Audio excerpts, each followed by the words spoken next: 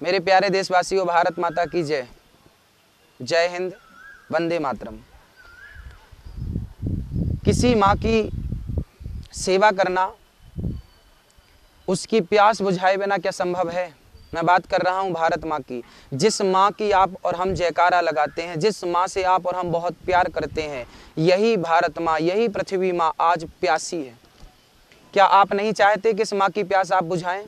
और वो प्यास कैसे बुझाएंगे? अभी बारिश का मौसम है, लाखों करोड़ों लीटर पानी आपके छत पर भगवान गिराने वाले हैं और गिर रहा है।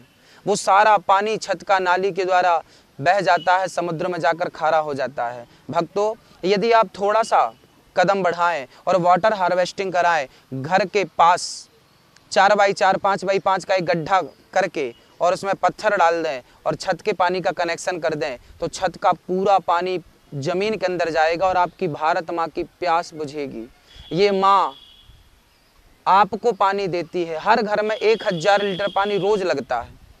बर्तन, कपड़े, पीना आदि सारा पानी से काम होता है। 1000 लीटर पानी हम सबको रोज चाहिए। हम सबके घर की टंकियां 1000 लीटर की होती हैं। बस 1000 लीटर पानी आपने लिया तो है पृथ्वी माँ से, बोरिंग के द्वारा कहीं से भी लिया। क्या वापस किया? नहीं किया। बरसात में आप वो सारा पानी वापस कर सकते हैं। पृथ्वी के ऋणी क्यों बनते हैं? वो माँ आपको इतना कुछ देती है, बदले में आप 1500 का खर्चा करके वाटर हार्वेस्टिंग नहीं करा सकते? मेरे देशवासियों, जागो।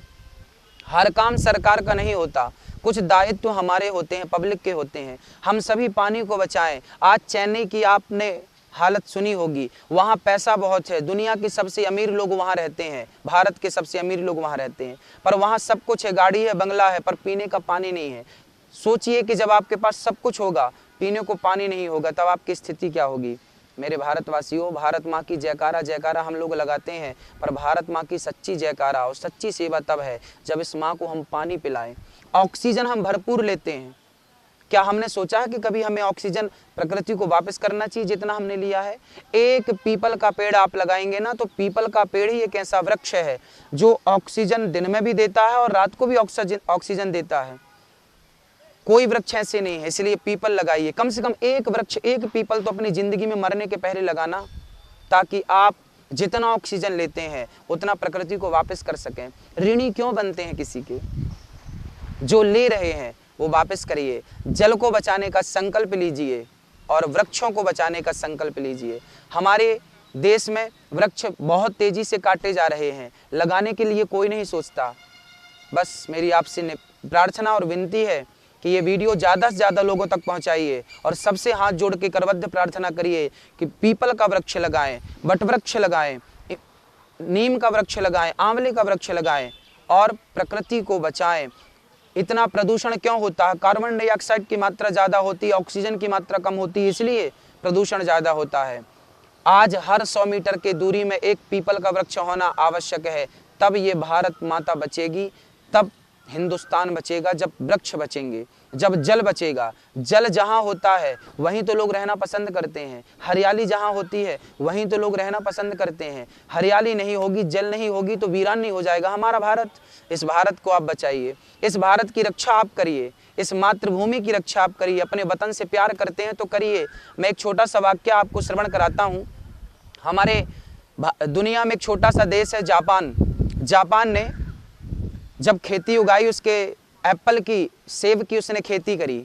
जब खेती पक कर के किसानों के घर पे आई तो वहाँ के लोगों ने वो सेब खाए, एप्पल खाए, तो वो सेब कड़वे थे।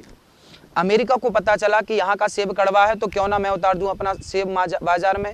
अमेरिका ने हजारों टन सेब ला करके जापान में उतार दिया। जापान के लोगों ने सेब खाए। अमेरिका का सेब मीठा था, जापान का अपना सेब कड़वा था, पर जापान के लोगों ने कहा कि हम कड़वा ही खाएंगे, पर हम अपना देश का पैसा अमेरिका को नहीं देंगे। उन्होंने मीठे सेब वापस कर दिए और कड़वे सेब खाए। ये होती है देशभक्ति, ये होता है देश प्रेम, कि जहां आप अपने वतन से प्यार करें, अपने देश से प्यार करें। कड़वा है तो कड़वा ही खाएंगे, मीठे के चक्कर में देश से गद्दारी नहीं करेंगे। आज हमारे देश की क्या स्थिति है? सबको विदेशी गाड़ियां चाहिए, सबको विदेशी कार चाहिए। भाई, हिंदुस्तान की बनी चीज क्यों नहीं चाहिए आपको? आप ही हिंदुस्तान को बढ़ावा नहीं देंगे तो कौन बढ़ावा देने आएगा? ये देश आर्थिक संकट से फिर जूझने लगेगा, फिर देश गुलाम हो जाएगा। क्यों? आपको भारत की बनी कोई चीज़ पसंद नहीं आती? क्यों नहीं आती? चाइना के सामान आप खरीद लेते हैं।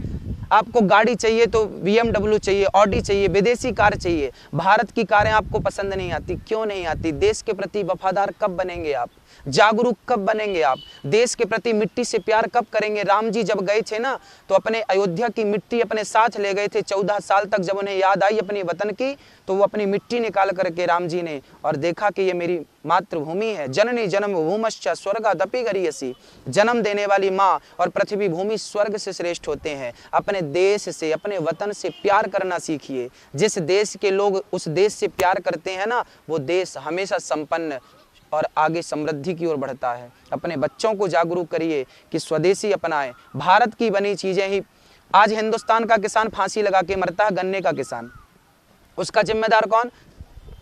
सरकार पर आप ठीकरा फोड़ देते हैं, सरकार जिम्मेदार। सरकार जिम्मेदार नहीं है, हम और आप पब्लिक जिम्मेदार है। आज हिंदुस्तान में गन्ने का जूस कोई नहीं पीता, कम पीते हैं लोग, पेप्सी कोका कोला ज़्यादा पीते हैं। आपको विदेश की बनी पेप्सी कोका कोला पर विश्वास है, पर गन्ना नहीं पीते, गन्ने का जूस नहीं पीते आप। तब तो किसान गन्ने का फांसी लगा के मरता है। आपने गन्ने का जूस पिया होता तो क्या भारत का किसान फांसी लगा के मरता?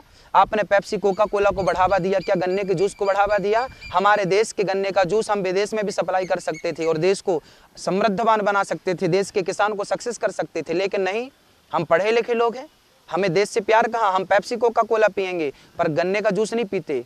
ये गद्दारी है देश के प्रति, ये ठीक नहीं है। भारत से प्यार करिए, अपने वतन से प्यार करिए, गद्दार मत बनिए।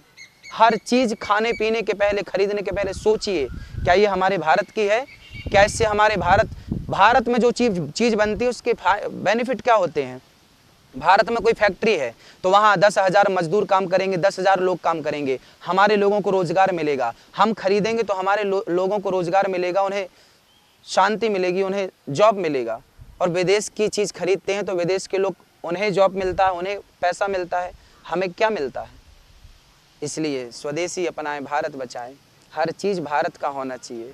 मैं निवेदन करता हूं सरकारों से भी कि हमें किसी देश से छोटी छोटी चीज़ें, आज सुई भी खरीदनी होती है तो चाइना से खरीदनी पड़ती है, छोटी छोटी चीज़ों चाइना पर निर्भर है। हम भारत के लोग क्यों पीछे रह गए? क्यों नहीं बनाते अपना? क्यों नहीं भारत को विकसित करते? मेरी आप सबसे प्रार्थना है, भारत माँ से प्यार करिए और भारत की बनी चीज़ों पर ही ध्यान दीजिए।